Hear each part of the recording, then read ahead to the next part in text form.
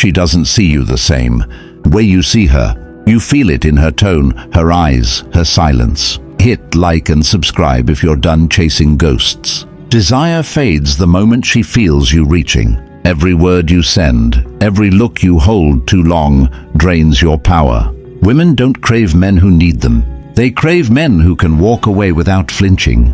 You want her to want you, but you've been feeding her comfort instead of tension. Desire lives in uncertainty, in your restraint, in your calm distance. A woman can't desire a man she fully understands. She desires the man who doesn't explain himself. Can you stop showing interest long enough to make her feel it instead? Point number 1. The death of attraction. When did she start looking past you? You tell yourself nothing changed, but you feel it. The energy's gone. Her eyes drift when you speak. Her laughter sounds rehearsed. You replay moments in your head like a man watching security footage after the break-in. You search for the exact second she stopped feeling anything. You scroll through her old messages at 2 a.m., remembering when she used to chase you. Now it's you checking if she saw your story. That's the moment attraction dies, when the hunter becomes the one waiting. Marcus Aurelius wrote, "You have power over your mind, not outside events." You forgot that. You gave her control of what you think about, how you feel, what you do next. In Rome, men were trained to command themselves before they commanded others. They faced battle with the same focus you should bring to your reflection. You're not losing her, you're losing presence. Every time you text too soon, explain too much or ask twice, you train her to see you as safe. Safe kills desire. Predictable kills mystery. You want her to feel the spark again, but sparks need friction. You've been smoothing every edge to stay liked. You can't be desired and compliant.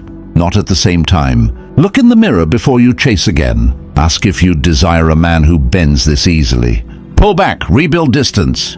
Let silence do the work. Train your restraint. Can you hold still while she decides if you're worth missing? Because this is the moment she measures you without words. And if you fail that test, the rest doesn't matter. In the next part, we'll break down how restraint becomes magnetic, how distance rewires her curiosity, and how control shifts the second you stop seeking it. Point number 2. Restraint creates desire. When was the last time you walked away when every part of you wanted to stay? You think strength is showing effort, but real control lives in what you hold back.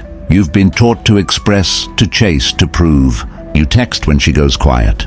You call when she pulls away. You think persistence builds connection. It doesn't. It drains respect.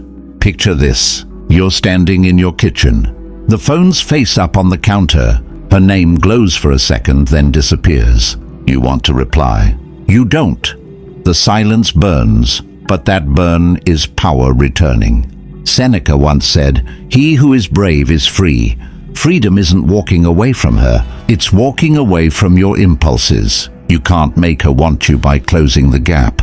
You make her want you by mastering the space between. In the old world, men learned this through battle and hunger. You don't fight with swords now, but you fight against urgency. The man who resists his urges becomes untouchable. The man who reacts loses ground every time. Desire feeds on mystery, not explanation. When you pause before speaking, when you don't rush to fill silence, she starts to imagine you instead of dismissing you. Imagination is stronger than words. She'll test you. She'll withdraw to see if you follow.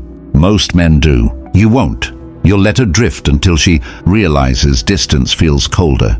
Then your touch. That's restraint. That's leverage. You think holding back makes you lose her. It doesn't. It makes her see what she's losing. Train your patience. Can you stand still while her curiosity grows louder than your desire? Because in the next part, we'll go deeper into that quiet power, the energy she feels but can't name, and how it turns silence into attraction. Point number 3. Energy she can feel. Have you ever walked into a room and felt her eyes find you before you spoke? That isn't luck. That's energy. The kind she feels before she understands why. You can't fake it. You can't talk your way into it. Every man carries a signal, and hers reacts before she even knows it's happening. Think about the last time you saw her after weeks apart. You didn't need to say much. One glance, one pause, and her body language changed.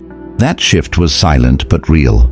Epictetus wrote, "No man is free who is not master of himself." That mastery radiates. You don't chase. You don't fill silence. You stand still and the world adjusts. In the ancient world, soldiers carried presence before battle. Calm but lethal. That same stillness is your weapon now. Women sense it instantly. They don't feel words, they feel state. If your mind is restless, she feels chaos. If your focus is clear, she feels gravity. That's the difference between a man who hopes to be desired and a man who naturally draws it. Stop trying to make her feel something with effort. Your energy does that for you when it's clean. Discipline it. Don't let emotions leak through every action. When you're centered, she feels security and danger in one look. She won't describe it. She'll just start to lean closer, asking questions she never cared to ask before. That's not charm, that's vibration. Most men overtalk to compensate for a lack of presence. You'll do the opposite. You'll say less and mean more. Train your stillness.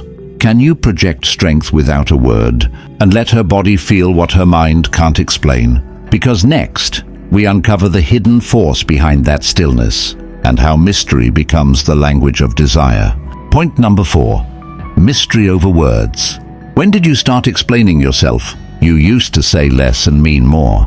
Now every word feels like proof you're trying too hard to be understood. You talk to fill silence, to fix confusion, to hold her attention. But every extra word drains tension, and tension is what makes her stay. You think she wants answers. She doesn't. She wants to feel curiosity. She wants to wonder where you are, what you're thinking, and who you've become. Marcus Aurelius wrote, "The more we value things outside our control, the less control we have.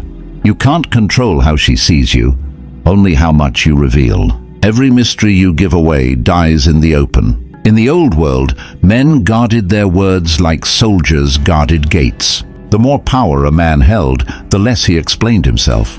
His silence spoke of weight, not weakness. That hasn't changed. Mystery is presence without noise. It's a message she can't read but keeps trying to decode. It's the unanswered text, the calm reply, the pause before a smile. That's what holds her. When she doesn't know your full story, she imagines it. Her imagination paints you stronger than your words ever could. The truth is, overexposure kills attraction. Every explanation is a confession of insecurity. Let her wonder. Let her chase the meaning behind your quiet. You don't need to hide, just stop performing. She's not drawn to what you tell her. She's drawn to what you make her feel when you say nothing. Train your silence. Can you stay unread long enough for her mind to build the version of you that desire needs? Because next we step into the final phase, where walking away becomes power and silence turns into her obsession. Point number 5. The power of walking away. When was the last time you truly walked away? Not in anger, not to manipulate, but with calm certainty that staying was no longer strength. Most men beg for one more chance. They rewrite messages in the dark.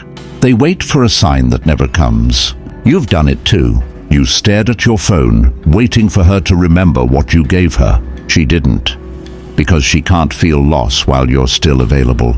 Seneca said, "He who fears death will never do anything worth of a man." Alive, walking away is a small death. You kill the version of yourself that needs her. What's left is the man she once felt but stopped seeing. In ancient times, warriors didn't retreat for approval. They retreated to recover ground. They knew when presence lost its power. You must know the same. When you stop chasing, silence becomes your weapon. She starts to wonder if you replaced her, if you stopped caring, if she misread your value. That's when the balance shifts. Not because you played a game, but because you chose peace over pursuit. Walking away isn't weakness. It's the final act of control. It's proof you value your energy more than her attention. Most men stay where their worth keeps shrinking. You won't. You'll step back, rebuild, and let her feel what absence really means. Train your detachment. Can you disappear without resentment and let the silence speak what words never could? Because the man who can walk away doesn't lose women. He loses illusions, and when he returns, the world feels him differently. You've seen what happens when you chase, when you talk too much, when you hold on after she's already gone. And you've seen what happens when you stop, when you pull back, when you choose restraint. When you walk away with calm certainty, something shifts. That's where real desire begins.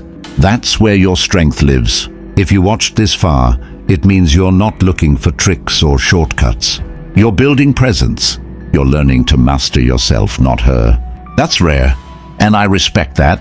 Thank you for being here. Every view, every moment of focus, it means more than you know. You're part of something that values depth over noise, discipline over drama. If this video spoke to you, hit subscribe, drop a like, and share what stood out to you most in the comments. I read them all. Your story matters. Your growth matters. And this is just the start. With that said, thanks for watching, and until next time.